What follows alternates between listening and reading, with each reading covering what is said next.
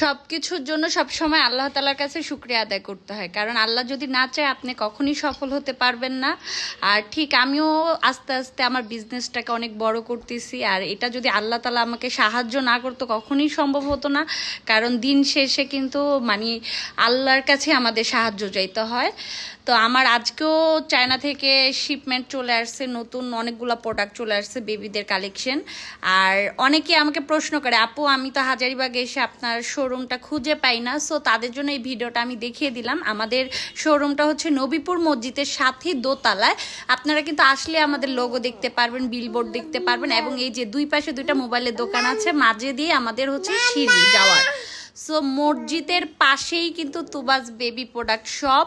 যারা হাজারীবাগে থাকেন বা হাজারীবাগের আশেপাশে থাকেন তারা কিন্তু দেখতে পারবেন। এই যে আমি আপনাদেরকে ভিডিওতে মানে স্পষ্টভাবে দেখায় দিচ্ছি কিভাবে আমার শপে আসতে হয়। দোতলায় আমার শপটা, আর যেহেতু দোতলা অনেকের আসলে চোখে পড়ে না, দেখতে বা চিনতে সমস্যা হয়। সো সেই কারণে আমি একদম সহজ করে দেখায় দিলাম। নবীপুর মসজিদের সাথেই। অনেকে মসজিদের সামনে এসেও আমার শোরুম দেখে না, মানে খুবই দুঃখজনক বিষয়। তো সবাই ভালো থাকবেন, আল্লাহ হাফেজ।